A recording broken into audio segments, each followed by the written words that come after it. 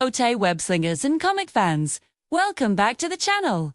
Today, we're diving deep into a truly landmark issue.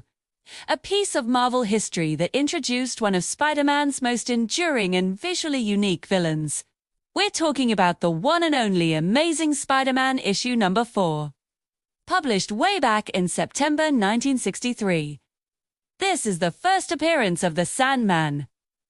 The story, titled Nothing Can Stop... The Sandman, was crafted by the legendary duo Stan Lee and Steve Ditko. It kicks off with Spider-Man feeling pretty down. His life as Peter Parker is a mess. He's broke. Aunt May is worried sick about him, and his classmates, especially Flash Thompson, just won't give him a break. He even considers turning to a life of crime just to make ends meet. But thankfully, his conscience, his memory of Uncle Ben, pulls him back from the brink. It's this internal struggle that makes early Spider-Man so relatable. He's not just a hero. He's a person with real-world problems. Meanwhile, a new threat is emerging. A convict named William Baker, also known as Flint Marko, escapes from prison and stumbles onto a nuclear testing site, too. In a classic comic book origin story, he's caught in the blast of an experimental reactor. But instead of being vaporized, his body molecularly bonds with the irradiated sand. He discovers he can transform his body into living sand, making him incredibly powerful and nearly impossible to injure. He dubs himself the Sandman and sets his sights on a life of crime. This first major heist is a bank, and this is where the action really ramps up. But who's there to stop him?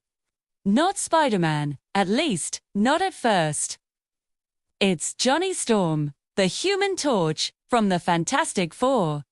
Spider-Man and the Human Torch had this great, friendly rivalry going on in the early comics, and this issue is a prime example. They clash, trade insults, and generally get in each other's way while trying to stop Sandman. Sandman easily escapes their bickering, which forces Spider-Man to get serious. He realizes he needs a smarter approach. He can't just punch his way through this problem. This leads to one of the most memorable moments in the issue. Peter Parker, the high school student, uses his scientific knowledge to his advantage.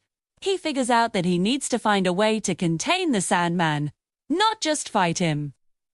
The final showdown takes place in Peter's own high school. Sandman, disguised as part of the school building, ambushes Spider-Man. It's a tense battle, with Sandman seemingly having the upper hand. Sure, he can turn his hands into giant sand hammers and slip through Spider-Man's fingers. But Spidey, thinking on his feet, lures Sandman into the school's basement. And what does he find there? A giant industrial vacuum cleaner. In a brilliant and almost comical move, Spider-Man sucks the Sandman right up, trapping him in the vacuum bag. Such a classic, clever Spider-Man solution. He didn't overpower his enemy. He outsmarted him using everyday objects and his scientific brain. He then hands the bag over to the police, proving his worth as a hero once again. The issue ends with Peter still broke and still dealing with his personal problems, but he's reaffirmed his commitment to being Spider-Man. Amazing Spider-Man number 4 is a masterpiece of the Silver Age. It introduces an iconic villain. Develops the fantastic rivalry between Spidey and the Torch, and showcases the very essence of what makes Spider-Man great.